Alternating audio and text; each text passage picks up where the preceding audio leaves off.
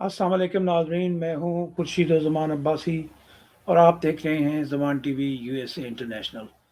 ज़मान TV USA international का आज का प्रोग्राम हम करने जा रहे हैं कि आ, भारत की जानब से मकबूजा कश्मीर में मज़ालम के ख़िलाफ़ आफाकी अदालत में क्या मुकदमा किया जा सकता है।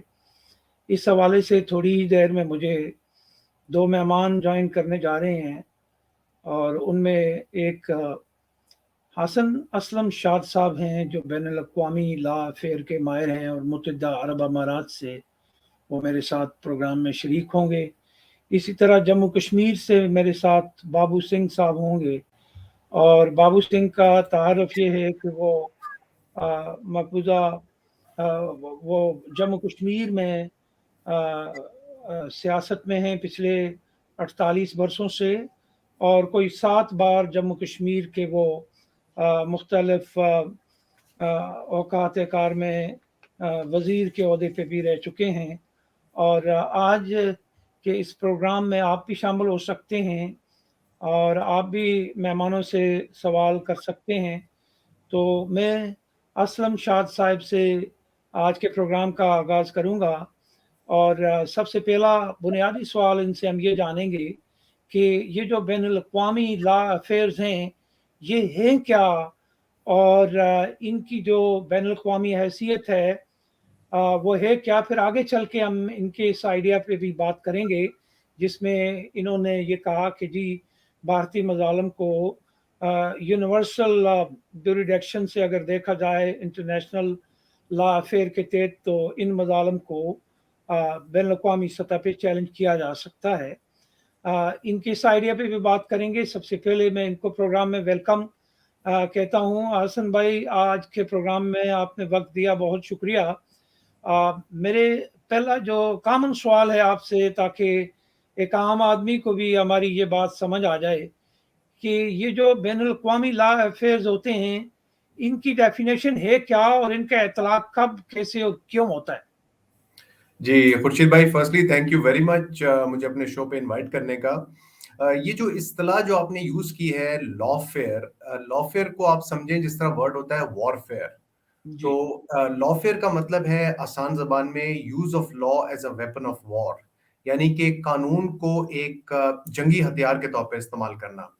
आजकल 21st सेंचुरी में जो सारी जंगें हैं, जो वो सिर्फ बैटलफील्ड के ऊपर या मैदान जंग में नहीं हो रही, बल्कि वो कोर्ट रूम्स के अंदर, डिफरेंट इंटरनेशनल इंस्टीट्यूशंस के अंदर ये जंगें हो रही हैं। तो इसमें कानून का एक बहुत इंपॉर्टेंट किरदार है और कानून जो है वो ममालिक अपने बेनिफिट के लिए यूज़ करते हैं, अपने दुश्मन के खिलाफ यूज़ करते हैं। इसमें जो बहुत एक आम सी एग्जांपल है वो ये है कि इंडिया और पाकिस्तान जो है उन्होंने जब कुलभूषण जाधव का केस जो था उसके ऊपर जब एक डिबेट हुई, तो दोनों पार्टीज ने उसको फिर फाइट आउट किया इंटरनेशनल कोर्ट ऑफ जस्टिस में।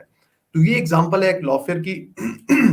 इसके जी। अलावा जी लॉफेयर की एग्जांपल आप ये ले सकते हैं कि जो फाइनेंशियल एक्शन टास्क फोर्स है उसकी ग्रे लिस्ट में पाकिस्तान 2018 से है और बज़ाहिर ये एक इंटर गवर्नमेंटल ऑर्गेनाइजेशन है, लेकिन इसको यूटिलाइज किया गया है as a weapon against Pakistan. उसमें कुछ पाकिस्तान की गलतियां भी थी इनिशियली और कुछ कानून की जो पेचीदगियां हैं उनको भी इस्तेमाल किया गया है पाकिस्तान के खिलाफ।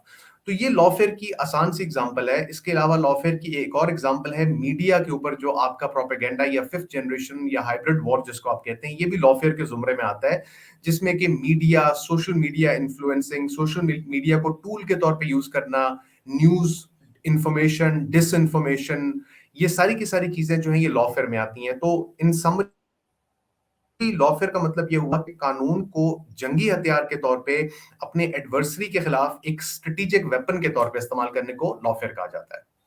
अच्छा, आपने गुज़श्ता साल इमरान खान साहब से आपकी मुलाकात हुई सितंबर में। वहाँ आपने ये आइडिया दिया कि जी भारतीय मज़ालिम को यूनिवर्सल जुरिडिक्शन से देखा जाए और इसको चैलेंज किया जाए। अच्छा, मैं थोड़ा-सा माज़ी में जाके थोड़ा-सा इसमें ऐड करके आपसे इस पे बात करता हूँ। University of Azad Jammu and Kashmir में 1996 में एक बैनुल-अक़वामी कश्मीर कॉन्फ्रेंस बुलाई गई और उस कश्मीर कॉन्फ्रेंस में पूरी सियासी क़यादत पाकिस्तान की, आज़ाद कश्मीर की और कुछ इंटरनेशनल लोग भी शामिल थे। उसमें ये कहा गया था कि जी यूनिवर्सल जो जुरिसडिक्शन है, क्योंकि इंसानी हकूक़ का जो केस होता है ये कभी पुराना नहीं होता, इसको आप किसी भी वक़्त चैलेंज कर सकते हैं। फिर इसी तरह हमारी जम्मू कश्मीर में एक तंज़ीम है हमारे, उसका नाम है JKCHR और उसके प्रेसिडेंट हैं डॉक्टर नज़ीर गिलानी साहब। और ये वाहिद तंज़ीम है जो अक़वाम मुत्तहिदा में गुज़श्ता लंबे अरसे से काम कर रही है। और JKCHR ने centre for constitutional right of USA के साथ मिलके 2004 में अमेरिकी सेक्रेटरी दिफा रम्सफील्ड के खिलाफ भी एक केस किया था जर्मन की अदालत में, आपको याद होगा, और जिसकी वजह से वो जर्मनी में नहीं जा सके। तो ये जो आइडिया आपने फ्लोट किया है, ये आइडिया बिलाशुबा गुज़श्ता कई दहाइयों से चल रहा है और अब की बार आपने इसको रीएक्टिवेट किया अपने अंदाज में। तो मेरा ये सवाल है कि पाकिस्तान की और आज़ाद कश्मीर की सियासी क़यादत ने इस आइडिया पे उस वक़्त अमल दरामद नहीं करवा सका, तो आज आप क्या उम्मीद रखते हैं कि वो इस पे काम कर लेंगे? जी, बहुत शुक्रिया। बड़ा अच्छा आपने बैकग्राउंड दिया और बड़ा अच्छा आपने सवाल पूछा। देखिए, पहले तो मैं कुछ चीज़ें जो है वो क्लियर कर दूँ, आपके सवाल का जवाब देने से पहले। जी, पहले तो एक चीज़ हमें ज़हन में रखनी पड़ेगी कि कश्मीर का जो डिस्प्यूट है, उसके अंदर जो सबसे बुनियादी और जो फंडामेंटल चीज़ है, वो है कश्मीरियत। जो कश्मीरी हैं, उनका हक़-ए-खुद-इरादियत और उनका जो एक कैरेक्टर है एज़ अ पीपल, ये चीज़ बहुत इम्पोर्टेंट है क्योंकि कश्मीर जो है वो इंडिया और पाकिस्तान के दरमियान एक डिस्प्यूट ज़रूर है और उसको टेरिटोरियल कलर भी दिया जाता है कि ये एक at the end of the day it looks like a real estate dispute, लेकिन ये रियल एस्टेट डिस्प्यूट नहीं है। ये बेसिकली बुनियादी तौर पे एक पीपल यानी कि एक लोगों की हक़-ए-खुद-इरादियत जो है उसका सवाल है। ये सबसे पहली बात है। नंबर 2, जहां तक आप इस चीज की बात कर रहे हैं कि पाकिस्तान ने इसके ऊपर इतना अरसा कुछ नहीं किया और मेरी जो वजीर आजम साहब से मुलाकात हुई उसके बाद क्या उम्मीद की जा सकती है। देखिए, पिछले कुछ सालों में पाकिस्तान की जो एक पोस्चर है या पाकिस्तान का जो एक पॉलिसी है कश्मीर की तरफ, वो बदली है और उसमें एक जो बहुत इंपॉर्टेंट जो उसमें तब्दीली आई वो आई 5 अगस्त 2019 के बाद, जब इंडिया ने आर्टिकल 370 और 35A को एब्रोगेट किया।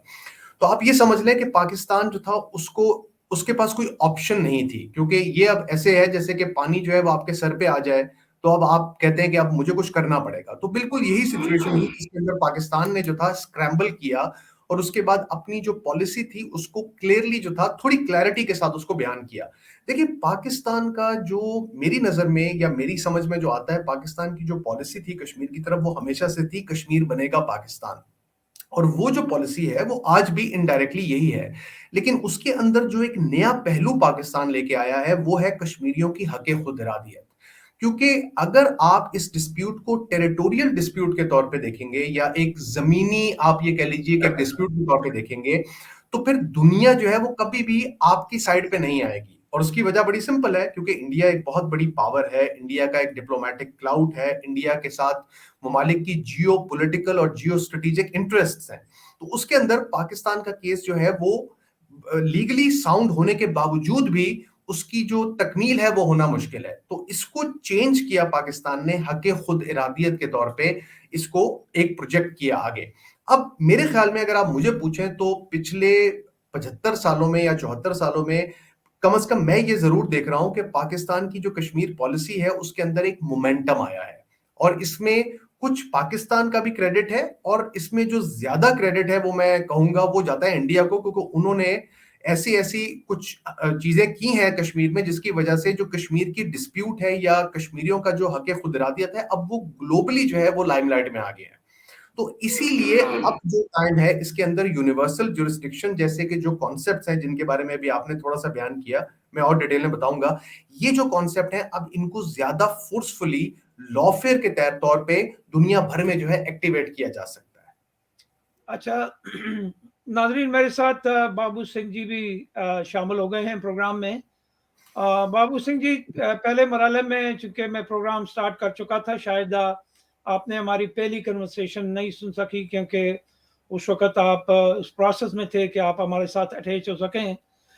यहाँ मेरे जो मेहमान हैं हसन असलम शाद साहब, इन्होंने कहा, मैंने इनसे सवाल ये किया, इनका ये आइडिया था, इन्होंने लॉन्च किया था कि मकबूजा कश्मीर में जो भारतीय मुजालम हैं, इनको इंटरनेशनल लॉ अफेयर के तहत आफाकी अदालत जो है यूनिवर्सल जुरिडक्शन के तहत चैलेंज किया जाए ताकि वहाँ कमी आ सके। फिर मेरे दूसरे सवाल के जवाब में इन्होंने कहा जी कि पाकिस्तान की जो पॉलिसी थी कश्मीर के ऊपर, वो अब शिफ्ट हुई है, कश्मीर बनेगा पाकिस्तान से हटके अब राइट ऑफ सेल्फ डिटर्मिनेशन के ऊपर आई है।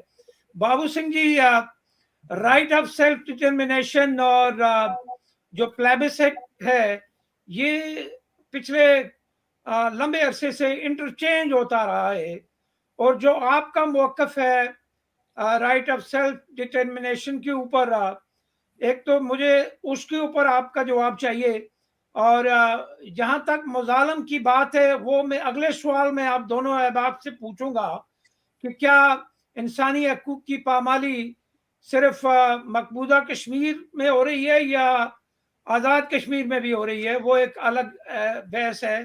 तो पहले आप मुझे इस चीज़ का जवाब दीजिएगा कि ये राइट ऑफ सेल्फ डिटर्मिनेशन और प्लेबिसेट में आज तक इंटरचेंज क्यों होती रही, और आपका क्या पॉइंट ऑफ व्यू है इसके ऊपर?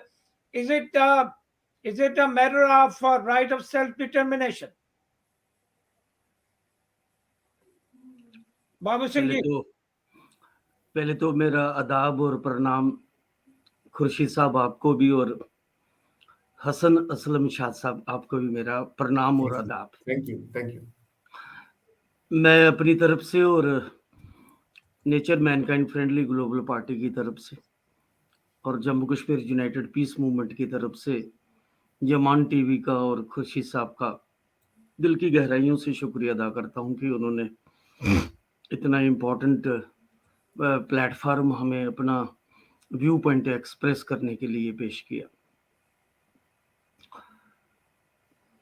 आपने मुझे पूछा कि सेल्फ डिटर्मिनेशन पर आपका क्या व्यू पॉइंट है। जमान साहब, मैं जम्मू कश्मीर डिस्प्यूट को हिस्टोरिकली समझता हूं कि 1947 में जो कम्युनल पार्टीशन हुई, जम्मू कश्मीर का तनाजा उसकी लेगेसी है। और मैं ये समझता हूं, और nature Mankind friendly global party का ये स्टैंड है कि जम्मू कश्मीर बुनियादी तौर पर एक अनसेटल्ड ट्राइलेटरल पॉलिटिकल डिस्प्यूट है। जम्मू कश्मीर के 2 करोड़ से ज्यादा आवाम जो हैं, इसके प्रिंसिपल और बेसिक फरीक हैं। लेकिन चूंकि 47 में ही जम्मू कश्मीर के तनाज़े में पाकिस्तान इन्वॉल्व हुआ और 47 में ही हिंदुस्तान इन्वॉल्व हो गया।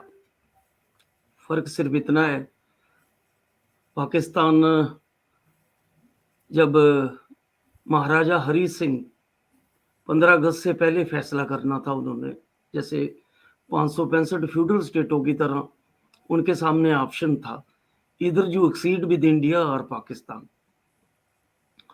ब्रिटिश एम्पायर ने 2 ही ऑप्शन रखे थे सामने। तो महाराजा हरी सिंह रिलेक्टेंट थे। उनकी जो जम्मू कश्मीर पर अंडरस्टैंडिंग थी, वो ये समझते थे कि जम्मू कश्मीर ना तो पूरी तरह से इंडिया में एक्सीड हो सकता है, ना पूरी तरह से पाकिस्तान में एक्सीड हो सकता है। मैं ये समझता हूँ कि जो मेरी आज रिसर्च और स्टडी है कि हरी सिंह की जो ऑब्जेक्टिव रियलिटी की जो समझ थी जम्मू कश्मीर पर, वो दुरुस्त साबित हुई है। वो कहते थे कि मेरी रियासत का जो डेमोग्राफिक बैलेंस है, और जो जियोपॉलिटिकल रियलिटी है उसका तकाजा यही है कि इसको एक बफर स्टेट बनाया जाए और इंडिया और पाकिस्तान इसकी डिफेंस की और फॉरेन अफेयर्स की जॉइंट गारंटी थे।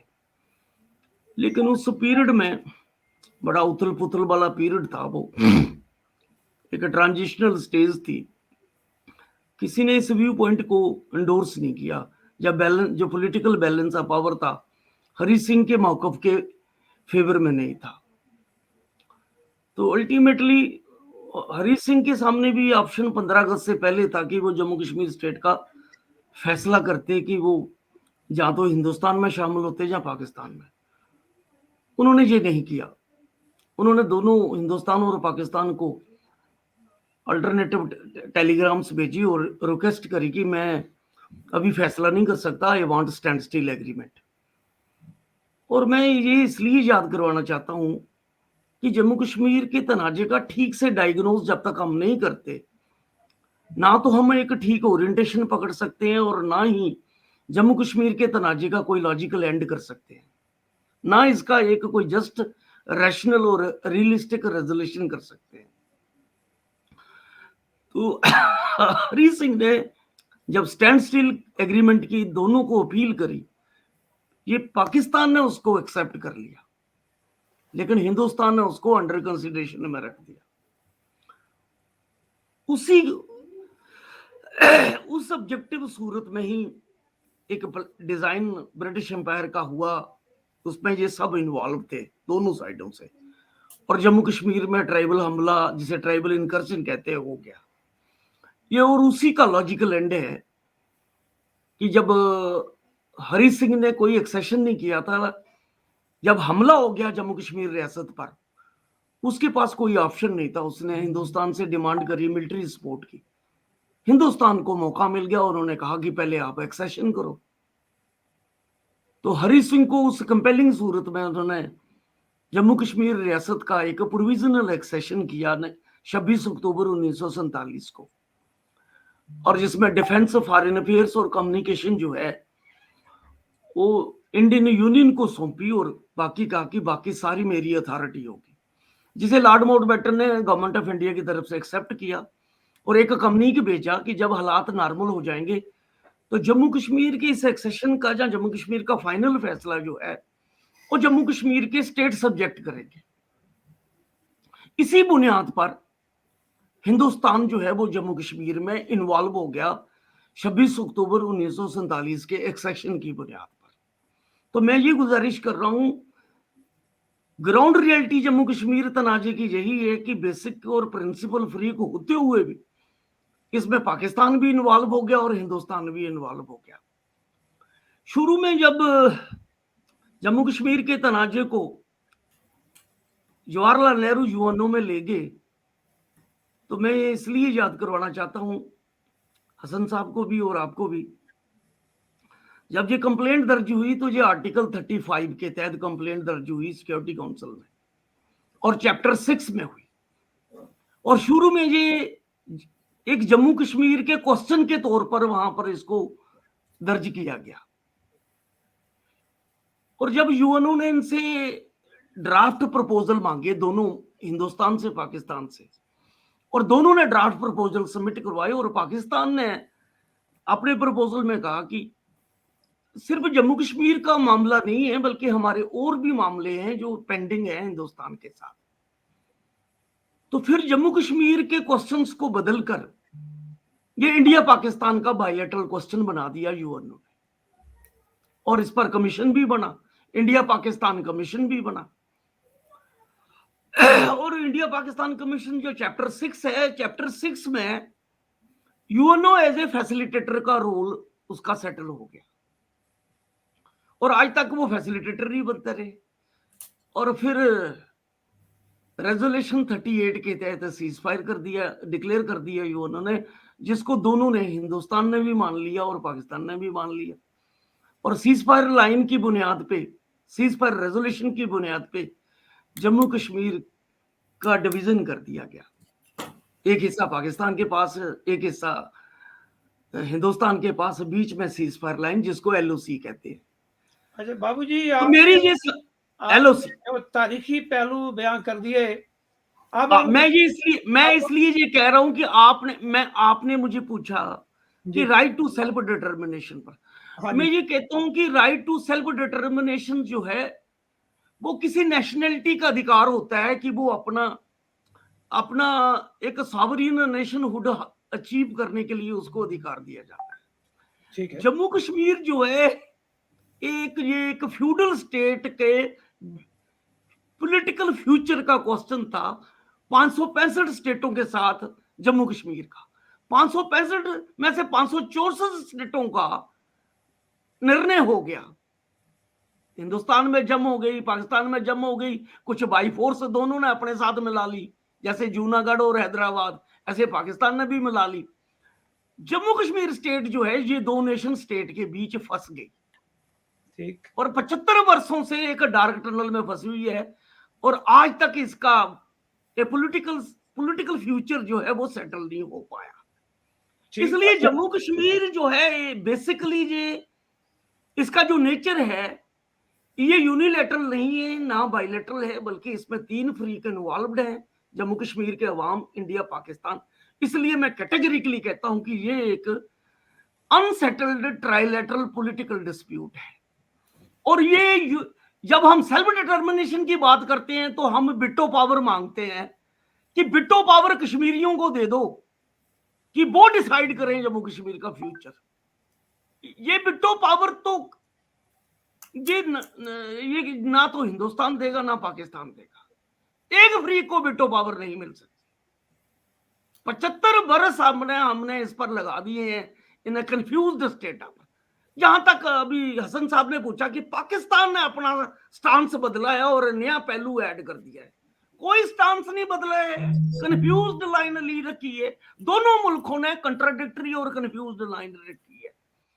एक तरफ ताशकंद एग्रीमेंट में, शिमला एग्रीमेंट में और लाहौर डिक्लेरेशन में ये मानते हैं कि ये मामला है, लेकिन हम इसको यूएनओ में नहीं, हम बायलैटरली इसको डिसाइड करेंगे। एक तरफ तो ये एडमिट कर लेते हैं कि ये बायलैटरल डिस्प्यूट है या बायलैटरल मामला है, और दूसरी तरफ अपनी पार्लियामेंट में 94 में तय करते हैं कि ये हमारा इंटीग्रल पार्ट है। पाकिस्तान एक तरफ तो सिग्नेटरी है शिमला कार्ड का, लाहौर डिक्लेरेशन का और ताशकंद डिक्लेरेशन का, और दूसरी तरफ वो कहता है कि राइट टू सेल्फ डिटर्मिनेशन दे दो। दूसरी तरफ वो कहता है, अभी रिसेंटली आजाद जम्मू कश्मीर के इलेक्शन थे, इमरान खान साहब वहां गए और उस बड़ी रैली में इनके ही लोगों ने उनके सामने नारे लगाए। अभी ताजी अभी रिसेंटली कंक्लूड हुआ है ना आजाद, तो अभी उन्होंने नारे लगाए। मैं वो डायरेक्ट रैली, उस रैली की स्पीच भी सुन रहा था जिसमें वो कह रहे थे कि कश्मीर बनेगा पाकिस्तान। अगर कश्मीर बनेगा पाकिस्तान, या राइट टू सेल्फ डिटर्मिनेशन की आप बात करते हो, जो हसन साहब कह रहे हैं कि पाकिस्तान ने अपना स्टैंड बदल लिया है और अब राइट टू सेल्फ डिटर्मिनेशन, तो फिर ताशकंद एग्रीमेंट को रद्द करो ना अपने नेशनल असेंबली में, शिमला कार्ड को रद्द करो ना अपनी असेंबली में, लाहौर डिक्लेरेशन में ये सिग्नेटरी है ना पाकिस्तान भी इंडिया के साथ। ये डबल स्टैंडर्ड और कंट्राडिक्टरी स्टैंड क्यों? वैसे ही जैसे हिंदुस्तानी एस्टेब्लिशमेंट का एक कंट्राडिक्टरी स्टैंड है, एक तरफ इसको डिस्प्यूट मान लेना और दूसरी तरफ इसको कहना कि ये मेरा इंटीग्रल पार्ट है। हाँ जी। अच्छा बाबूजी, मैं कोशिश करूंगा कि टाइम को बराबर दोनों मेहमानों में तकसीम कर पाऊं। जी, खुला टाइम दे, और मेरी हसन साहब को खुला टाइम दे। जी सर, मेरी गुजारिश ये होगी कि आप लोग भी बड़ा ब्रीफ, बड़ा सीजन्ड जवाब दें, ताकि हम हसन साहब मेरे भाई हैं, मेरे दोस्त हैं। मैं चाहूंगा कि आज की डिबेट में हम पूरी ईमानदारी से एक दूसरे को सुने, मैं इनसे सीखूं और ये मुझसे जो मेरे पास है मैं इनके सामने रखूं। और मैं तो एज ए स्टूडेंट यहाँ पार्टिसिपेट कर रहा हूँ और विदाउट किसी एरोगेंसी के, आपके टाइम का, आपके जज्बे का, चीज का मेरे लिए आप दोनों रिस्पेक्टेड हैं, और ये मेरी रिस्पॉन्सिबिलिटी है कि इक्वली टाइम डिवाइड करूं मैं। मेरे से ज्यादा टाइम हसन साहब को दें आप। नहीं, आपका भी बराबर होगा। अच्छा हसन भाई, बाबा सिंह जी ने बड़ी तफसील से बताया कि यानी मैं ये समझा कि this is mishandling from both sides, India and Pakistan. दोनों ने मिस हैंडल किया है, शुरू से ही मिस हैंडल किया है। एक कह रहा है कराची एग्रीमेंट करके और एक्ट 74 लाके इन्होंने जी उस साइड से मिस हैंडल किया है, इधर से भी। अब डिग्री कम ज्यादा क्या, लेकिन दोनों की तरफ से मिस हैंडलिंग हुई है, ब्रूटली मिस हैंडलिंग जी। वो जो हसन साहब कह रहे थे वो ठीक कह रहे थे कि दोनों ने इसको अपना ना वो बना लिया टेरिटोरियल इशू, कि ये तो टेरिटरी का सवाल है, लोगों का कोई सवाल नहीं है जी। अच्छा, इससे बड़ी जाति क्या हो सकती है कि 2 करोड़ लोगों के प्रति नहीं सोचना, टेरिटरी पर कंसर्न करना। अच्छा, इनको जम्मू कश्मीर के 2 करोड़ों लोगों से चिंता नहीं है, इनको चिंता है जम्मू कश्मीर की धरती से, जम्मू कश्मीर के रिसोर्सेज को कैसे कैप्चर करना है, ज्यादा फोकस उस पर है। अच्छा, अपना हसन साहब, सूरत हाल ये इनकी गुफ्तगू से सामने आई कि दोनों तरफ से मिस हैंडलिंग होती है, और दरमियान में जो सेल्फ डिटर्मिनेशन की बात है, अगर इसको हम रिकॉर्ड के मुताबिक देखें, जब हम कहते हैं कि ये सिक्योरिटी काउंसिल में ज़ेर कार है, तो उस ज़ेर कार उन करारदादों को देखें, और अगर हम पहली करारदाद देखें जिसमें वो डॉक्टर अपना फ्रैंक ने जो दिया था, रिपोर्ट दी थी, उसमें उन्होंने डिफाइन किया था कि कश्मीरी हैं कौन, और फिर उसमें उन्होंने कहा था कि दे आर वर्थी, लफ्ज इस्तेमाल किया था उन्होंने कि they are worthy for right of self determination because of the victim and all others. वो उस बोर्ड के अंदर उन्होंने तफसील से ये बात कही थी। अच्छा, अब वहां से बात चलती है, और अब अगर हम इस चीज को देखें, जैसा कि बाबू सिंह ने बड़ी क्लियरली इन्होंने कहा कि एक टू टंग कहता है और दूसरा कश्मीर बनेगा पाकिस्तान कहता है, और ये सेल्फ डिटर्मिनेशन और प्लेबिसाइड, इन दो चीजों के ऊपर और एक और मजे की बात आप दोनों की खिदमत में मैं ये भी अर्ज कर दूं कि 74 ईयर में 32 ईयर्स तो मसले को अक़वाम मुत्तहिदा में छेड़ा ही नहीं गया। अब इस पे दोनों की बात पुरस होनी चाहिए। अगर हम इसको सेल्फ डिटर्मिनेशन के तनाज़ुर में देखें तो उन दोनों को काम करना चाहिए था। और अब हम इस तरफ आ जाते हैं कि एक तरफ से भी ये कहा जा रहा है कि जी इंसानी हकूक की पामाली हो रही है आज़ाद कश्मीर में, और पाकिस्तानी मौक़िफ़ है मकबूजा कश्मीर में पामाली हो रही है। अच्छा, जब बैनुल अक़वामी अफेयर्स की बात करते हैं हम, तो बैनुल अक़वामी अफेयर वाले तो दोनों तरफ के सबूत मांगेंगे, उसको देखेंगे, और उसके बाद वो इस काबिल होंगे कि वो कोई डिसीजन दे सकें कि कौन कहाँ वायलेट कर रहा है। तो इस चीज को आप किस नुक्ता नजर से देखते हैं? जब आपने ये आइडिया फ्लोट किया तो आपकी कंसिडरेशन जो है वो इस हवाले से क्या थी? जी, थैंक यू वेरी मच जी। बाबू सिंह जी बहुत अच्छा उन्होंने हिस्ट्री का तजज़िया दिया। मैं इसमें जरा थोड़ी सी चीजें बस क्लियर कर दूं। पहली बात तो जो उन्होंने हिस्ट्री को बयान किया है, जाहिर है कि हिस्ट्री मेरा सब्जेक्ट नहीं है, लेकिन मैं इतना जरूर जानता हूं कि हिस्ट्री के डिफरेंट नैरेटिव्स होते हैं। तो आज जो वो बयान कर रहे हैं वो उनका नैरेटिव है, उसके अंदर कॉन्ट्ररी व्यूज भी हैं, डिफरेंट व्यूज भी हैं इसके अंदर हिस्ट्री के। जहां पे आपने ये फरमाया कि शिमला एग्रीमेंट के अंदर पाकिस्तान ने एग्री किया कि बायलैटरली हैंडल करेगा, ये बात बिल्कुल सही नहीं है, क्योंकि उसमें जो सबसे पहला जो वर्ड है वो है without prejudice to the existing rights and obligations of the parties. तो उसमें जो इंटरनेशनल नेचर था डिस्प्यूट का वो कभी भी नहीं चेंज हुआ। और जब ये अगस्त 5 2019 का इवेंट हुआ जिसके अंदर आर्टिकल 370 और 35 को एब्रोगेट किया गया, तो वो असल में एक जिसे कहते हैं ना फंडामेंटल ब्रीच था United nation security council resolutions का, जिन्होंने कश्मीर को एक इंटरनेशनल डिस्प्यूट डिटरमिन किया था। और उसमें ये लिखा गया था, जैसे आपने फरमाया चैप्टर 6 के अंदर ये रेजोल्यूशंस आई थी, उसमें लिखा गया था कि the democratic right of a people to be determined in accordance with a free and fair plebiscite.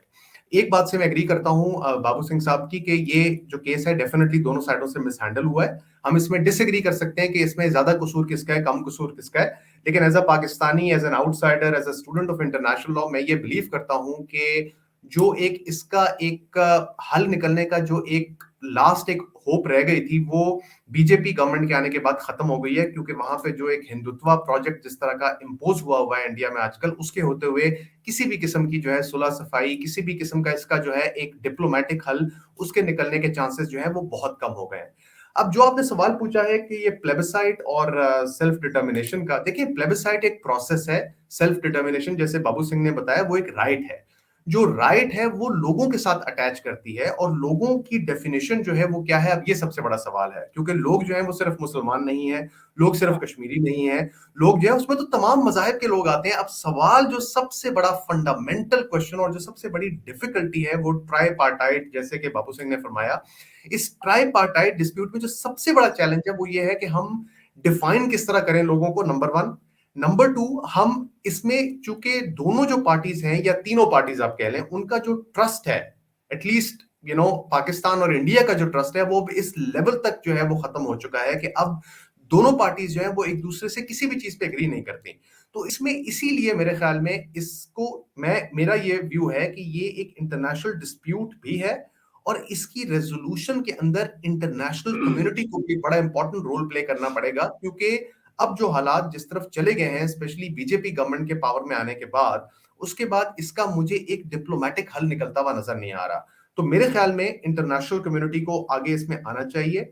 और देखें, as a lawyer, as a human being, मैं ये जरूर कहूंगा कि किसी भी चीज का जो एक बेहतरीन हल होता है वो सुलह सफाई से होता है, और स्पेशली इस तरह की जो एक इंतहाई कॉम्प्लिकेटेड डिस्प्यूट है, जैसे अभी बाबू सिंह ने फरमाया कितनी ये कॉम्प्लिकेटेड डिस्प्यूट है, इसमें layers layers and layers of जो है कॉम्प्लेक्सिटी है।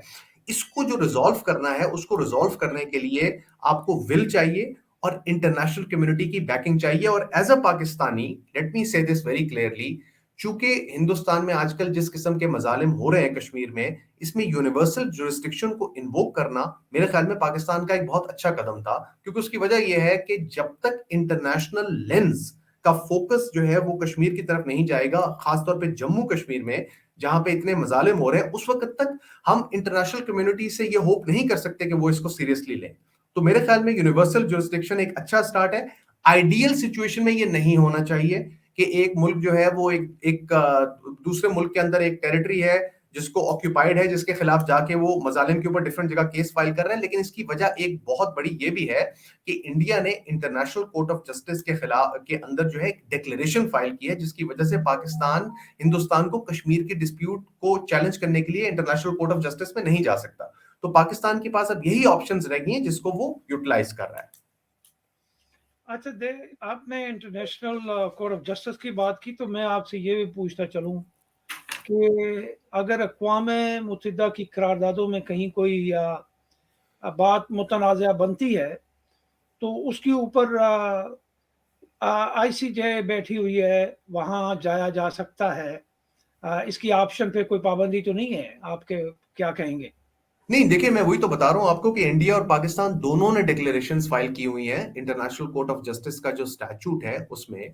और उन डिक्लेरेशंस का मतलब ये है कि कुछ सर्कमस्टांसेस हैं जिनके अंदर दोनों ममालिक ये कहते हैं कि इन सर्कमस्टांसेस में आप जुरिस्डिक्शन अज्यूम नहीं कर सकते। यानी पाकिस्तान कश्मीर को अगर लेके जाना चाहे इंटरनेशनल कोर्ट ऑफ जस्टिस में एज अ डिस्प्यूट, तो वहां पे इंडिया की डिक्लेरेशन है, फॉर एग्जांपल, जिसमें एक डिक्लेरेशन, अगर मुझे गलती नहीं हो रही, तो उसमें यह है कि कॉमन के डोमेस्टिक मैटर्स जो है इंडिया के, उनके ऊपर जुरिस्डिक्शन नहीं कर सकती इंटरनेशनल कोर्ट ऑफ जस्टिस। तो इसकी वजह से पाकिस्तान जो है वो इंटरनेशनल कोर्ट ऑफ जस्टिस में डायरेक्टली जो है जाके केस को फाइट नहीं कर सकता।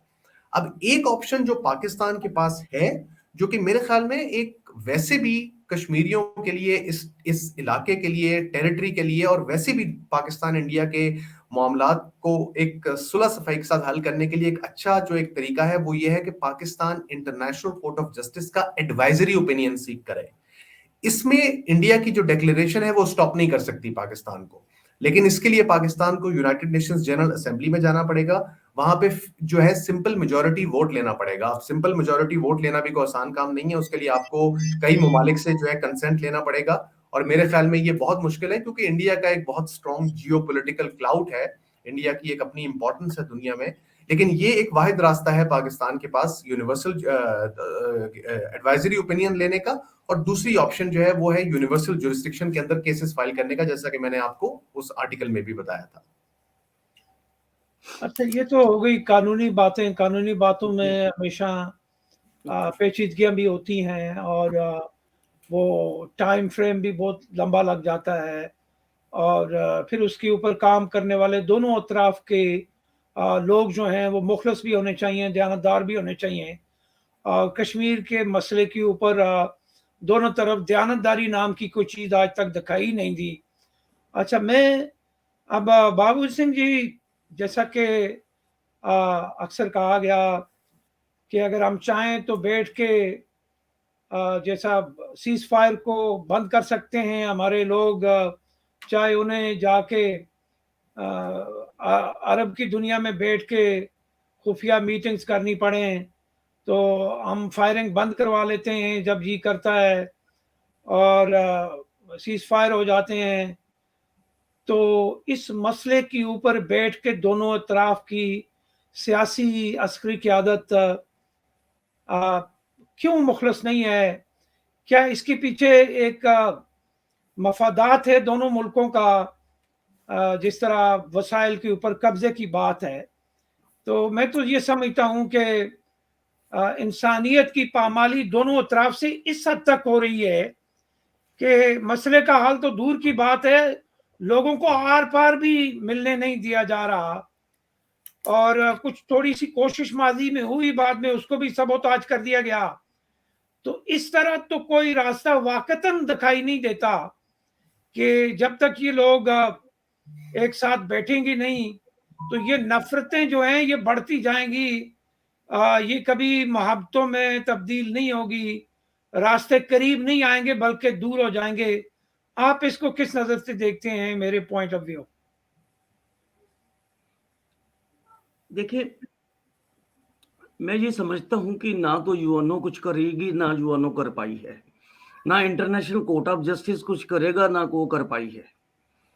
हमें वास्तव में फोकस ये है, जब भी जम्मू कश्मीर तनाज़े का सॉल्यूशन निकलेगा, तो ये तीनों फरीक जब तक ये आपस में बैठ के डायलॉग प्रोसेस शुरू नहीं करते और ईमानदारी से डायलॉग प्रोसेस को, एक मीनिंगफुल डायलॉग प्रोसेस को आगे नहीं बढ़ाते और एक ऐसे रोड मैप के बुनियाद पे एक कंप्रोमाइजिंग सॉल्यूशन की तरफ आगे नहीं बढ़ते, एक ऐसा रोड मैप जो तीनों के इंटरेस्ट को रिकंसाइल करता हो और तीनों को, इनमें से कोई भी फरीक, इंडिया, पाकिस्तान और जम्मू कश्मीर, वो अपने आप को डिफीटेड महसूस ना करे, बल्कि तीनों की भिन्न भिन्न पोजीशन हो।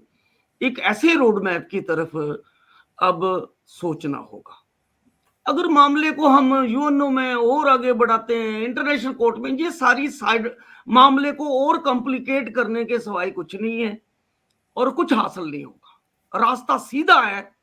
एक जम्मू कश्मीर, एंटायर जम्मू कश्मीर के 5 खित्तों में जो लोग संघर्ष कर रहे हैं, वो सारे डिवाइडेड हाउस हैं, वो एक पेज पे आए, उनके दरमियान एक मिनिमम कंसेंसस हो, जम्मू कश्मीर तनाजे की बुनियाद पर वो इकट्ठे हो जाएं कि ये एक अनसेटल्ड ट्राइलेटरल डिस्प्यूट है, ये हमारी बुनियाद हो समझ की।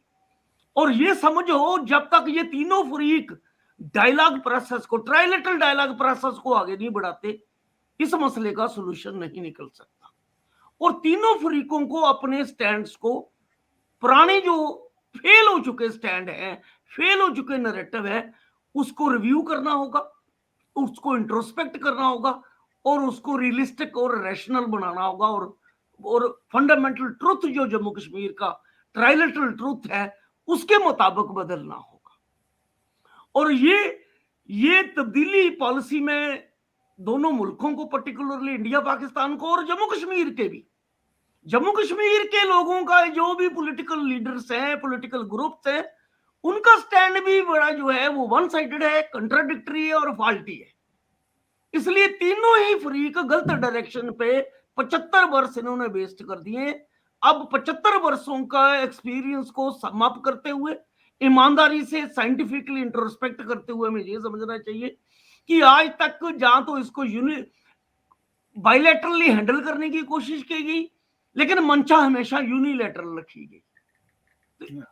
तो जब मंशा यूनिलैटरल हो कि कश्मीर बनेगा पाकिस्तान, ये मेरा इंटीग्रल पार्ट है, और एग्रीमेंट कर लेने Tashkent, Shimla agreement, Lahore declaration, हम बायलैटरली, तो ये जो कंफ्यूज स्टेट ऑफ आउटलुक है, स्टैंड है ना, इसने जम्मू कश्मीर को रेजोल्यूशन के बदले जम्मू कश्मीर को बर्बाद भी किया, इतनी तबाही भी की, इतना नुकसान किया, और इसको फर्दर इतना उलझा के रख दिया है। तो अब ऐसे लगता है कि शायद ये सुलझे ना। इसलिए मैं स्ट्रांगली रिकमेंड करता हूं कि जम्मू कश्मीर का मसला, पहले इसका ट्रुथ ये है कि ये ट्राइलेटरल है, तो इसको ट्राइलेटरल डायलॉग प्रोसेस से सेटल किया जाएगा। और ट्राइलेटरल डायलॉग प्रोसेस में ये कोशिश हो, पहले तो हम जम्मू कश्मीर के लोग, जम्मू प्रोविंस के लोग, कश्मीर प्रोविंस के लोग, आजाद जम्मू कश्मीर के लोग, लद्दाख के लोग, गिलगित बल्तिस्तान के लोग, ये जो 5 खित्ते हैं, ये जम्मू कश्मीर स्टेट के हिस्सा है। पहले तो हम एक पेज पे आए, हमारी यूनिटी जो है बड़ी जरूरी है। तो मैं प्रपोज करता हूं कि जितने भी पॉलिटिकल ग्रुप और पॉलिटिकल पार्टियां हैं जो जम्मू कश्मीर के मसले का कोई सोल्यूशन चाहती है, कोई जस्ट और रैशनल, उनको ईमानदारी से अपने ग्रुप पॉलिटिक्स से, पार्टी पॉलिटिक्स से ऊपर उठते हुए, एक पेज पे आते हुए एक ग्रैंड अलायंस बनाने की कोशिश करनी चाहिए। और उस ग्रैंड अलायंस में जो भी जिसका जो मौक़िफ़ भी हो, हम टॉलरेट करें, बजाय एक दूसरे को कोसने के, एक दूसरे को गालियां निकालने के। आज तक 75 वर्षों में हमने सारी एनर्जी इसी पर वेस्ट कर दी है हम, और अब भी हम अपनी एनर्जियां वेस्ट कर रहे हैं। अब मैं कहता हूं now it is enough, is enough. आप कितने 1 लाख से ज्यादा लोगों को मरवा चुके हो, और 1 लाख जो लोग मर गए हैं उनके बच्चे यतीम हैं, कितनी हजारों हाफ विडोज हैं, हजारों लोग मिसिंग हैं, मेंटल ट्रॉमा से जम्मू कश्मीर के लोग गुजर रहे हैं, पर्टिकुलरली कश्मीर वादी के। इतनी बर्बादी, इतना सैक्रिफाइस करने के बावजूद भी बजाय अचीव करने के हम पीछे गए। 5 अगस्त 2019 में जो बचा कुचा जो हमारी अथॉरिटी थी वो भी खत्म हो गई है, और फर्दर जम्मू कश्मीर की शनाख्त को, आइडेंटिटी को ही खत्म करने का प्रयास हुआ है। हम बुद्धू नहीं है, हमें समझ आती है बात की, हमें समझ आती है, ऊपर से जो मर्जी बोले जे, लेकिन ये सारे क्रोकोडाइल टीयर्स हैं। जब 5 अगस्त 2019 को हमारी इस साइड पे स्टेट को खत्म करके 2 यूनियन टेरिटरी में बदल दिया, जो मोदी सरकार को कोई पावर नहीं है, कोई पावर नहीं है, ये कॉन्स्टिट्यूशन की, इंडियन कॉन्स्टिट्यूशन की वायलेशन है, उनको कोई राइट नहीं है। आर्टिकल 5 के तहत ये है, किसी स्टेट को रीऑर्गेनाइज करना हो तो उस स्टेट असेंबली की रिकमेंडेशन और रेजोल्यूशन चाहिए। जब जम्मू कश्मीर की असेंबली नहीं थी तो मोदी सरकार ने हमारी स्टेट को कैसे तोड़ के यूनियन टेरिटरी बना दिया। यूनियन टेरिटरियों से स्टेटें बनती है, ना कि स्टेटों से यूनियन टेरिटरियां बनती है। आर्टिकल 370 ये तोड़ ही नहीं सकते। आर्टिकल 370 की क्लॉज 3 में क्लियर कट मैकेनिज्म है कि ये इंडियन पार्लियामेंट का डोमेन नहीं है, ये डोमेन जम्मू कश्मीर की कॉन्स्टिट्यूएंट असेंबली का है। वो रिकमेंड करेगी तो फिर राष्ट्रपति नोटिफिकेशन निकाल के आर्टिकल 370 को फुली एब्रोगेट कर सकता है या मॉडिफिकेशन कर सकता है। अरे कॉन्स्टिट्यूएंट असेंबली 51 में बनी थी और 57 में डिसॉल्व हो गई थी, वो थी नहीं। तो आपने किसकी रिकमेंडेशन से आर्टिकल 370 जो है वो बेसिकली जो 26 अक्टूबर 1947 को जो इंस्ट्रूमेंट एक्सेशन साइन हुआ, जिसकी बुनियाद पे इस वाले पोर्शन, जो ये वाला पोर्शन है, उस बुनियाद पे उसका रिलेशन बना इंडिया से। और जो चीज जम्मू कश्मीर को इंडिया से जोड़ती, आपने उस ब्रिज को ही तोड़ दिया। बेसिकली 370 जो है ये एक्सप्रेशन है, मैनिफेस्टेशन है। इंस्ट्रूमेंट एक्सेशन को इंडियन कॉन्स्टिट्यूशन में जब अडॉप्ट किया गया तो उसमें सरदार पटेल ने ये पेश किया था। डॉक्टर करण सिंह उस वक्त रीजेंट थे, उन्होंने रिक्वेस्ट करी मेरे फादर हरी सिंह जी ने, जो इंस्ट्रूमेंट एक्सेशन साइन किया है जिसमें सिर्फ 3 सब्जेक्ट दिए हैं, डिफेंस, फॉरेन अफेयर्स और कम्युनिकेशंस, और बाकी सारी अथॉरिटी J&K स्टेट की इस साइड की है। मेहरबानी करके आप कॉन्स्टिट्यूशन में कोडिफाई कर दो ताकि आने वाले नस्लों में कोई कंफ्यूजन ना हो। तो आर्टिकल 370 इनफैक्ट ये तो इंस्ट्रूमेंट एक्सेशन है जिसको ड्यूली गवर्नमेंट ऑफ इंडिया ने एक्सेप्ट किया था, और जो आपने उसको ही खत्म कर दिया जो आपको राइट ही नहीं है, आपकी पार्लियामेंट को राइट नहीं है। आर्टिकल 35A जो है वो आर्टिकल 370 क्लाज 2 क्लाज 3 नलीफाई की है।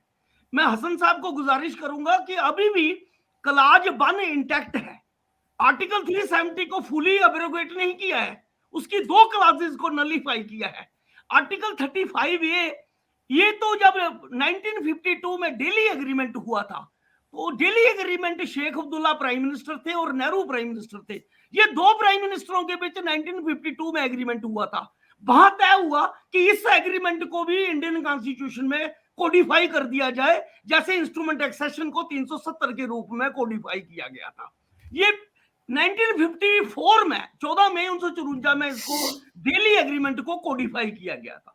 तो मैं जो आपसे गुजारिश कर रहा हूं, इस वक्त आप इंटरनेशनल कम्युनिटी को भूल जाइए। आप, मैं I don't believe in international community.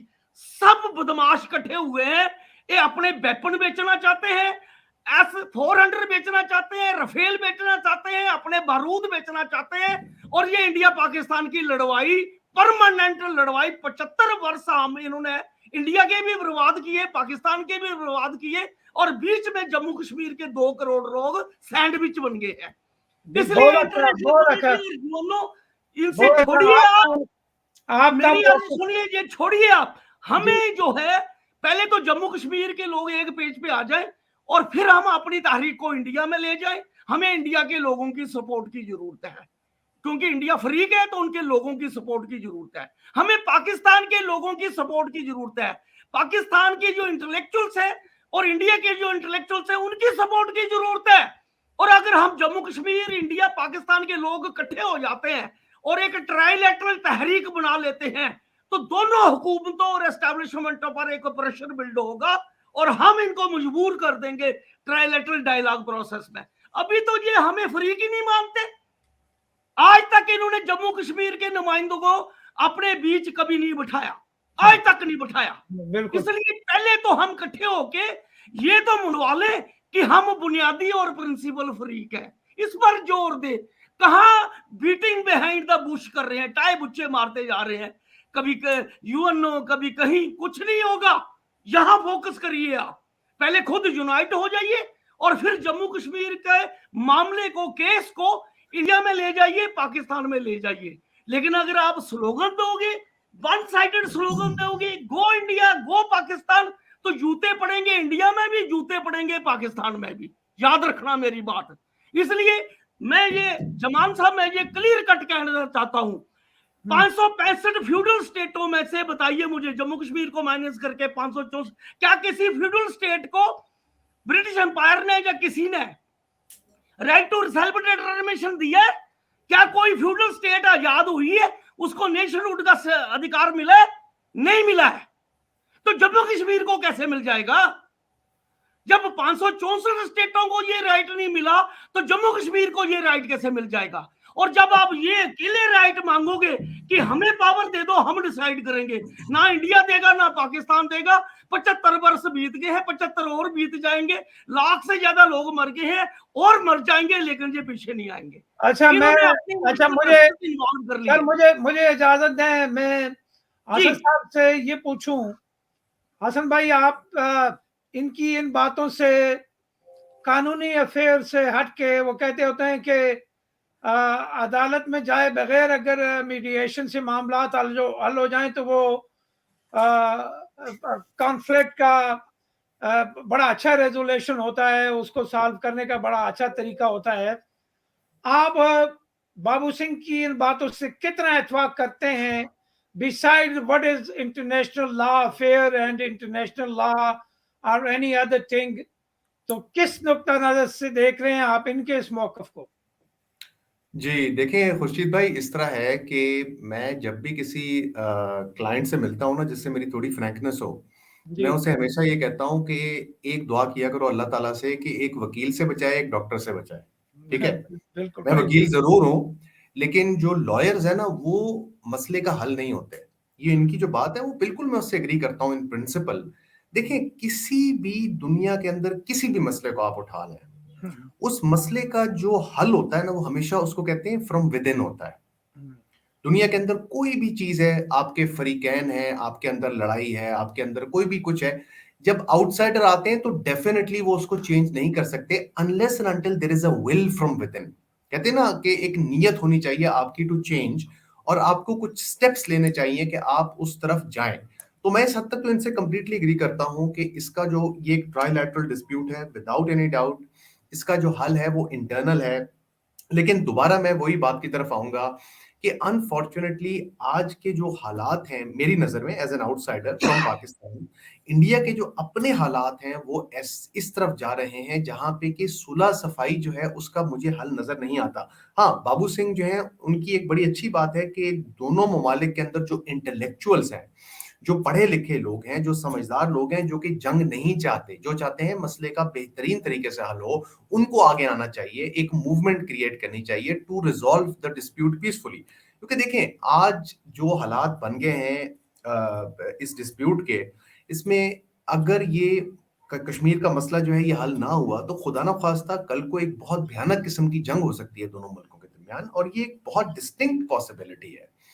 कल को कुछ भी हो सकता है। दुनिया के अंदर जो बहुत सारी चीजें आजकल बड़ी रैपिडली चेंज हो रही हैं। आप देखें कि हम इस वक्त जो है हमारे ऊपर जो कुछ रिस्क हैं वो हैं, एक तो अथॉरिटेरियन लीडरशिप का रिस्क है पूरी पूरी दुनिया में, नंबर 2 क्लाइमेट चेंज, उसके अलावा जो है एक जंगें बढ़ती जा रही हैं, फैमिन्स हो रही हैं। तो ये सारी चीजें जो है ये ट्रिगरिंग इवेंट्स होते हैं। कल को कोई भी ट्रिगरिंग इवेंट जो है एक जंग की तरफ हमें लेके जा सकता है।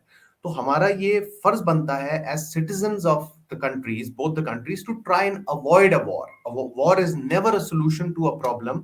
लेकिन इसके लिए अब होगा किस तरह, उसमें जो बाबू सिंह ने बात की है वो अच्छी बात है कि लोग आगे आए जो कि ये इनिशिएटिव लें और कोशिश करें इसको हल करने की। लेकिन मुझे अनफॉर्चुनेटली मुझे कहना पड़ रहा है कि मुझे होता हुआ नजर नहीं आ रहा फॉर द रीजंस जो मैंने अभी पहले बयान किए। अच्छा, अभी जिस तरह इन्होंने रोशनी डाली 370 और 35A के हवाले से, तो थोड़ा हम इस तरफ आके देखते हैं। जिस तरह आईन पाकिस्तान का आर्टिकल 257 है, अब फिर यहाँ कुछ इंटरनेशनल चीज़ें आ जाती हैं जो थोड़ी सहारा बनती हैं इस रियासत जम्मू कश्मीर की बैनुल-अक़वामी हैसियत के हवाले से। और इसको अक्सर जिस तरह बाबू जी की बातों से यही बात सामने आई, और हमें भी इस नुक्ते पे देखना चाहिए कि 257 कहता है कि प्लेबिसाइड होने के बाद एक्सेशन टू पाकिस्तान की कंडीशन डिटरमिन होगी कि किन कंडीशंस के तहत ये लोग एक्सेशन करेंगे पाकिस्तान के साथ। इसी तरह पाकिस्तान का जो आइन है वो भी आज़ाद कश्मीर को अपना हिस्सा करार नहीं देता, मगर इस सब के बावजूद पाकिस्तान का जो सेटअप आज़ाद कश्मीर के अंदर है, और आपको ये भी पता है कि अनसब कमीशन ने इंडिया पाकिस्तान की क्या जिम्मेदारियां लगाई थी उस वक्त कि टेल द प्लेबिसाइड, इन मुल्कों ने, दोनों अक़वाम मुत्तहिदा के मेंबर मुल्क हैं, इन दोनों की ये जिम्मेदारियां थी कि उस वक्त तक मामलात को, एडमिनिस्ट्रेशन को एक मैकेनिज्म दिया गया था जिसके तहत चलाना था। और अभी आप जिस तरह हम अगर इंडिया को कहते हैं कि जी उन्होंने आर्टिकल रिवोक कर दिया, तो इस तरफ जो 257 की वायलेशन होती है खुद आईन पाकिस्तान की, तो बहैसियत लॉ फेयर के एक्सपर्ट आप इस गलती को, आईनी और कानूनी गलती को किस नुक्ता नजर से लेते हैं?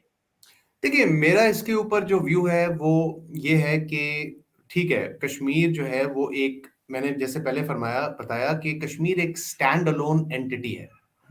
कश्मीर के ऊपर जो पाकिस्तान और इंडिया दोनों का जो एक क्लेम है वो इंडिपेंडेंट है कश्मीर की एक कश्मीरियत से, यानी जम्मू एंड कश्मीर का जो एक रीजन है, it's a stand alone entity. अब इसके अंदर जो है दोनों ममालिक की ऑब्लिगेशंस हैं, जैसे आपने फरमाया, बिल्कुल। अब पाकिस्तान की भी ऑब्लिगेशंस हैं, इंडिया की भी ऑब्लिगेशंस हैं। पाकिस्तान का जो रिलेशनशिप है कॉन्स्टिट्यूशनल, जो कि अभी रिसेंटली आपको याद होगा कि पाकिस्तान ने उसको जो था एक अमेंडमेंट्स की थी, और जिसके तहत जो गिलगित बल्तिस्तान और ये जो एरियाज हैं ये पाकिस्तान के पार्ट हुए थे। मेरे ख्याल में वो एक कॉन्स्टिट्यूशनल फ्रेमवर्क के तहत हुआ था। अब इंडिया के अंदर जो हुआ है उसके अंदर आप एक चीज नोट कीजिए कि जो आर्टिकल 370 का जो एक उन्होंने उसको किया है, एब्रोगेट किया है, उसके अंदर तो जैसे बाबू सिंह भी अभी कह रहे थे, कश्मीरी तो खुद उनके साथ नहीं है इस चीज के ऊपर। लेकिन द पॉइंट इज कि कल को अगर प्लेबिसिट होगा तो वो प्लेबिसिट पर दोनों साइडों पे होगा, वो सिर्फ इंडिया की तरफ नहीं हो सकता, वो पाकिस्तान में भी होगा। हाँ जी, क्योंकि आप देखें, मैं ये बात आपको बता दूं कि लॉफेयर के कॉन्टेक्स्ट में आप देखें इसको या आप इंटरनेशनल लॉ के कॉन्टेक्स्ट में देखें, जब भी आप कोई चीज करने जाते हैं, आप कहते हैं कि जी एक बैनुल अक़वामी कानून के तहत उसका फैसला हो, तो फिर ये नहीं हो सकता कि आप कहें कि जी हमारा एरिया इसमें कवर्ड नहीं होगा, इंडिया का सिर्फ एरिया कवर्ड होगा। ऐसे नहीं होता। It will have to be the entire territory. हाँ, it will have to be an entire territory. ये तो ऐसा ही है। मगर अच्छा, दूसरी बात नहीं, देखिए मैं कहता होता हूँ कि हम एक तरफ ही वजन करा देते हैं ना। रियासत जम्मू कश्मीर के शहरियों को बहैसियत इंसान और इंसानी रिश्ते से देखना है ना हमने, कि उनके राइट्स के लिए हम क्या कर सकते हैं। जिस तरह बाबूजी ने बड़ी जबरदस्त तजवीज़ दी, और इसमें अमन की बात है, इसमें मिल के एक साथ किसी कॉन्फ्लिक्ट को रिजॉल्व करने का एक तरीका, एक मैकेनिज्म है। अगर हम इसको लें, मुझे आप ये बताएं कि बिजली के डैम्स बनते हैं आज़ाद कश्मीर के अंदर, कोई भी चीज जो मुतनाज़ा है, कोई भी खिता, उसके अंदर ये तामीरें कैसी हो रही हैं। जिस तरह अभी एक दुबई की कंपनी है, वो जाके कोई 5 लाख स्क्वायर फीट का माल बना रही है श्रीनगर के अंदर। तो ये हो क्या रहा है? जब देखें अभी यहाँ अक़वाम मुत्तहिदा की वो करारदादें, वो वही थोड़ा डारस बनती हैं बैनुल अक़वामी तौर पे रियासत के लिए। क्या इन लोगों की मुदाखलत इस तरह की चीजों में बनती है? इससे तो साफ जाहिर है कि दोनों अतराफ से अपने मफादात को सामने रखा गया है। इंसानी हुकूक या इंसानियत की बात तो मुझे इन हरकत के बाद नजर नहीं आती। आप इसको किसी कॉन्टेक्स्ट में भी जाके देख लें। जी नहीं, देखिए मैं फिर वही आपको बताऊं, ये जो आपने जिसकी बात की अभी, ये मॉल की, जो कि अभी एग्रीमेंट हुआ है एक मिडिल ईस्टर्न कंट्री का दुबई के साथ, ये तो एग्रीमेंट ही इनवैलिड है मेरे ख्याल में। क्योंकि आप किसी एक डिस्प्यूटेड टेरिटरी के साथ आप एक एग्रीमेंट कर रहे हैं एज अ सॉवरेन नेशन, ये तो एग्रीमेंट ही इनवैलिड है मेरे ख्याल में, क्योंकि ये करारदादों के भी खिलाफ जाता है। और जो अभी हमने बातें की हैं कि कश्मीरियों का हक खुद इरादियत है, they will determine their future, तो उसके भी ये खिलाफ जाता है। देखिए बात फिर वही है। अच्छा, इसी के ऊपर, इसी के साथ जोड़ के मुझे जवाब दे दें, जो आजाद कश्मीर के अंदर बिजली डैम्स बने हैं, क्या वो नहीं डेविएट करते इन लॉज को? देखिए मेरा इसमें डिफरेंट व्यू है। मैं आप कश्मीरी हैं इसलिए आप डिसएग्री करेंगे, बाबू सिंह डिसएग्री करेंगे। आप अपनी नहीं देखिए, नहीं बिल्कुल, देखिए मैं आपको बिल्कुल, देखिए मैं लेके आए, उसको हम आगे लेके जाते। देखिए मैं कश्मीर, इंडियन जम्मू एंड कश्मीर और आजाद जम्मू एंड कश्मीर को बहुत डिफरेंटली देखता हूँ। मेरे ख्याल में जो एक नैरेटिव है, या आप जो बिलीव करते हो शायद कि वहां पे इंसानी हुकूक की पामाली हो रही है आजाद जम्मू एंड कश्मीर में, मैं नहीं बिलीव करता इसमें। मैं बिलीव करता हूं कि ठीक है, इनजस्टिसेस हुई हैं, लेकिन उनको रेक्टिफाई किया जा रहा है। ये जो प्रेजेंट गवर्नमेंट है, ये काफी पॉजिटिव स्टेप्स ले रही है उनको रेक्टिफाई करने की तरफ। तो इससे हम डिसएग्री कर सकते हैं, लेकिन ये मेरा व्यू है। नहीं, आपने वहां तो माल बनने पे एतराज कर लिया, तो ये डैम ठीक बन रहे हैं, इन पे एतराज नहीं देखिए, डैम नहीं, जम्मू कश्मीर का ऐसा नहीं है। आजाद कश्मीर, सॉरी, आजाद कश्मीर रियासत जम्मू कश्मीर का ऐसा है या नहीं है? नहीं बिल्कुल है, बिल्कुल है। एक as a territory it is all the same, इसमें कोई शक की बात नहीं है। गिलगित बल्तिस्तान में जो कुछ हुआ उसको आप कहते हैं जी वो आइन के जरिए किया गया। क्या गिलगित बल्तिस्तान रियासत जम्मू कश्मीर का ऐसा नहीं था? एक लिटमस टेस्ट होता है, एक लिटमस टेस्ट होता है किसी भी चीज को जज करने का। वो ये होता है कि वहां के जो लोग हैं वो उसको एक्सेप्ट कर रहे हैं, या उसके खिलाफ अपोज कर रहे हैं, या उसके खिलाफ ऑपोजिशन कर रहे हैं। आप मुझे बताइए कि क्या गिलगित बल्तिस्तान में या आजाद जम्मू और कश्मीर में क्या लोगों ने उसको अपोज किया है, इस तरह के प्रोजेक्ट्स को जो उनकी बेहतरी के लिए हो रहे हो? हाँ, मगर आजाद कश्मीर में बिजली में तो अंधेरा होता है, वहाँ बिजली वो तो पूरे पाकिस्तान में अंधेरा है जी खुर्शीद भाई, पाकिस्तान में अंधेरा है। बड़ी सिचुएशन है, बड़ी बुरी। चले इसके ऊपर कम से कम आपका पॉइंट ऑफ व्यू तो आया मेरे फोरम के ऊपर कि आप इन चीजों को किस नजर से देखते हैं। जी बिल्कुल। बाबू सिंह जी, तीनों यही सवाल रिपीट कर रहा हूं मैं आपसे। नहीं कि रिपीट करने की जरूरत नहीं, मैंने सुन लिया सवाल। अच्छा, तो इसके ऊपर आपका पॉइंट ऑफ व्यू, क्योंकि प्रोग्राम का दौरान मैं बड़े अदब के साथ दोनों भाइयों को गुजारिश करूंगा जी। पहले तो जो कराची एग्रीमेंट हुआ जम्मू कश्मीर एक डिस्प्यूटेड टेरिटरी है। एंटायर जम्मू कश्मीर एक पॉलिटिकल डिस्प्यूट है और ये डिस्प्यूटेड टेरिटरी है। तो पहली वायलेशन जो है वो कराची एग्रीमेंट है। ठीक, हाँ बिल्कुल। कराची एग्रीमेंट को मनसूख करना चाहिए और इमरान खान की गवर्नमेंट को कहना चाहिए कि मेरे प्रेडिसेसर जिसने भी ये कराची एग्रीमेंट किया है वो जम्मू कश्मीर का जो डिस्प्यूटेड नेचर है उसकी वायलेशन है, इसलिए उसको मनसूख करते हैं। नहीं करते। गिलगित बल्तिस्तान में 5 अगस्त 2019 को मोदी सरकार ने जहां स्टेट सब्जेक्ट का रूल खत्म किया, लेकिन पाकिस्तान ने तो गिलगित बल्तिस्तान में कब से स्टेट सब्जेक्ट का रूल खत्म किया हुआ है। ये कितनी सीरियस मिसहैंडलिंग है। फिर कराची एग्रीमेंट की जो एक्सटेंशन है आजाद जम्मू कश्मीर में एक्ट 74 के तहत, मुझे बताएं पाकिस्तान के आइन में आर्टिकल 257 है।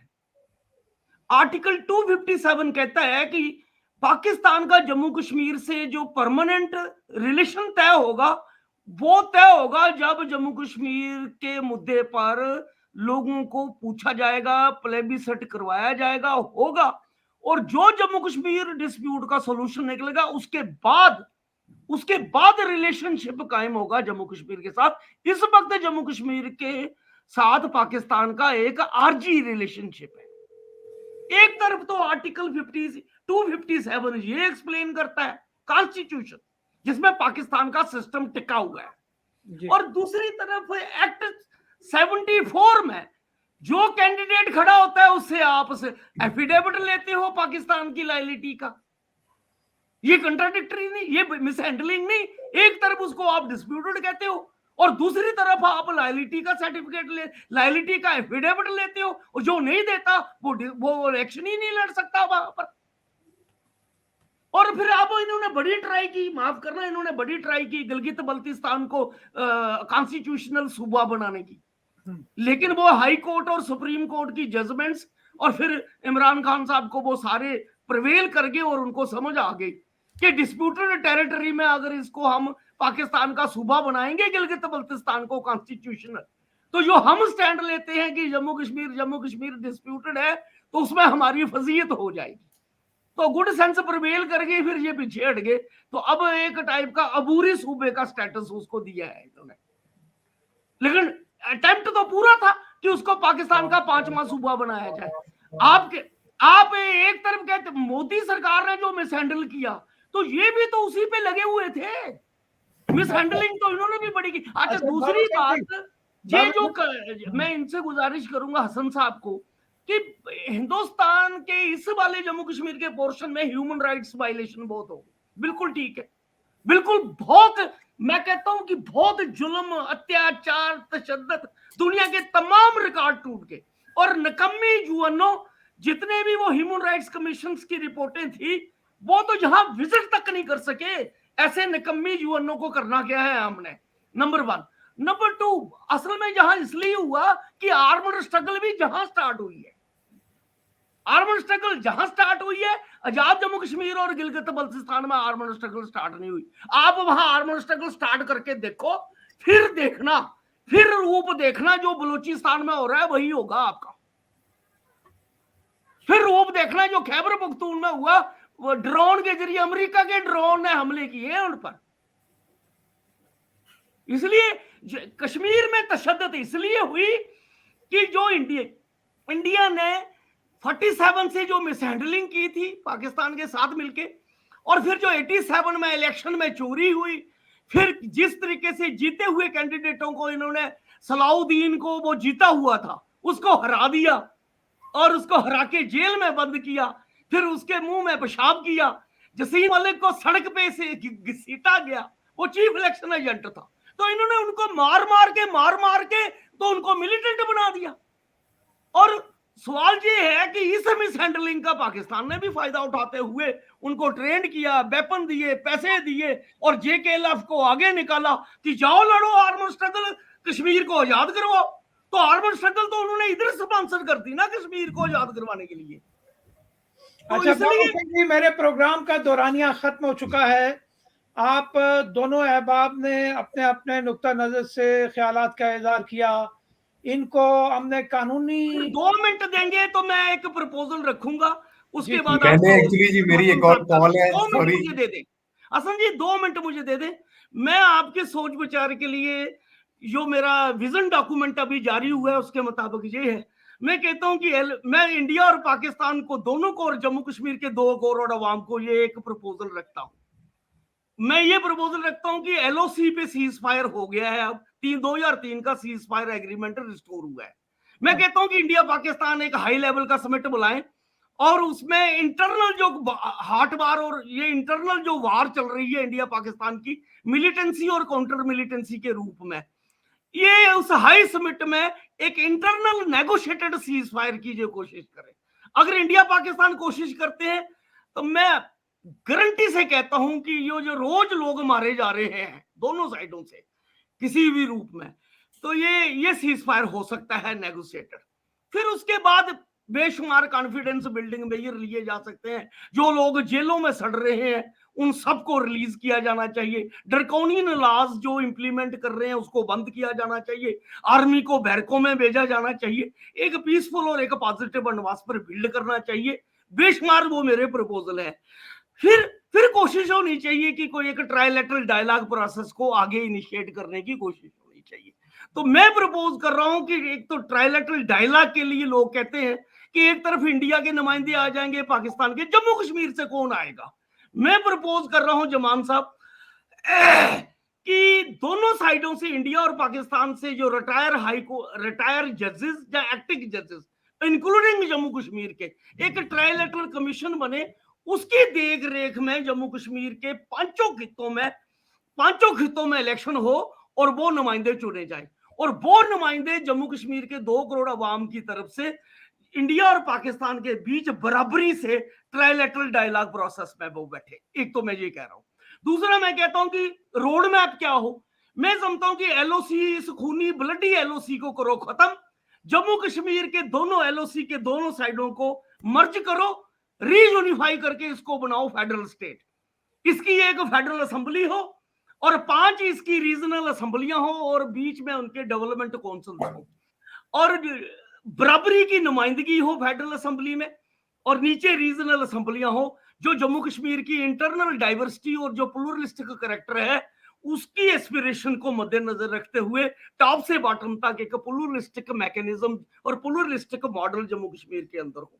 इंडिया पाकिस्तान वर्चुअली इस वक्त डिफेंस भी इंडिया पाकिस्तान का है जम्मू कश्मीर में, अपने अपने हिस्सों में फॉरेन पॉलिसी भी ये डिटरमिन कर रहे हैं। तो जो हरी सिंह जी कहते थे मेरी स्टेट को बफर स्टेट बना दो, मैं कहता हूं कि इंडिया पाकिस्तान जम्मू कश्मीर, यूनाइटेड जम्मू कश्मीर की डिफेंस की जिम्मेदारी ले ले, फॉरेन अफेयर्स की ले ले, कम्युनिकेशन की ले ले और दोनों मिलकर यहां इन्वेस्टमेंट करें बड़े प्रोजेक्टों पर और जम्मू कश्मीर की बराबर की उसमें हिस्सेदारी हो जाए। 3-4 इंटरनेशनल एयरपोर्ट बने तो इसको हम ग्लोबल हब बना सकते हैं टूरिज्म का।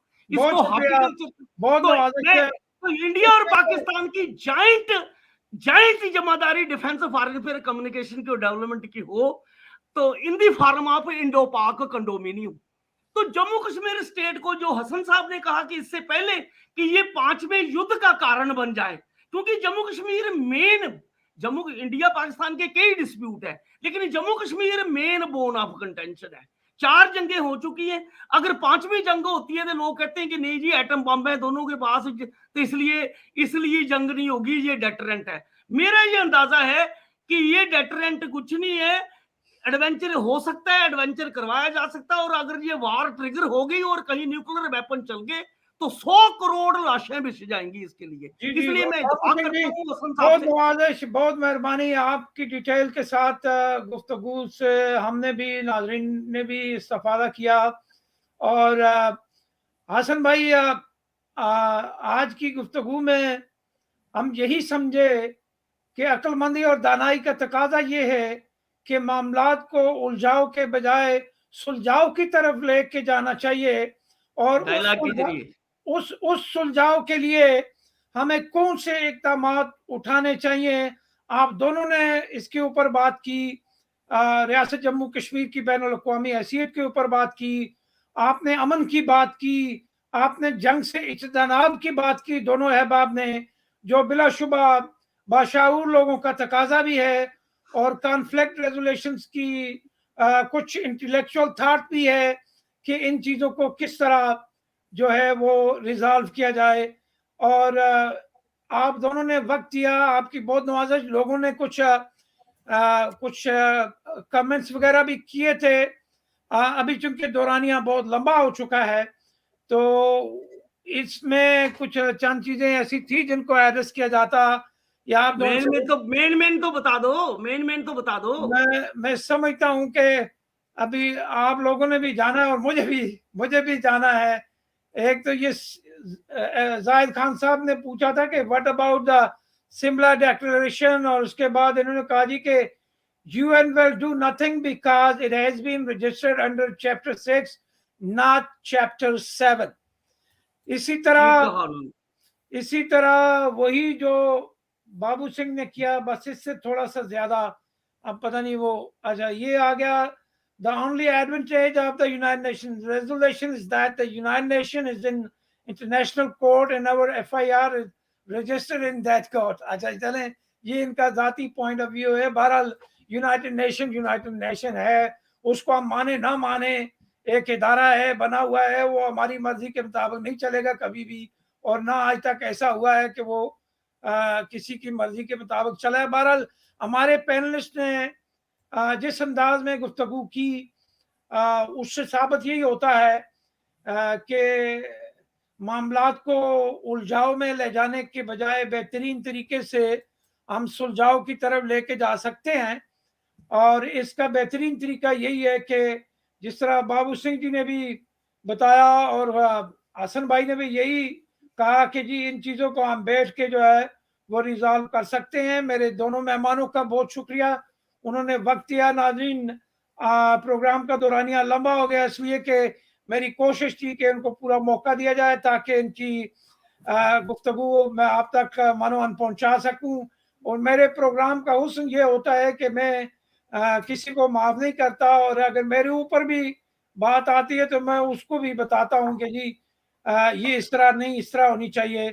दोनों मेहमानों की गुफ्तगू आपने सुनी, और अगले किसी प्रोग्राम तक आप मुझे इजाजत दीजिए। अपना और अपने गिरदोनवा का बहुत ख्याल रखिएगा।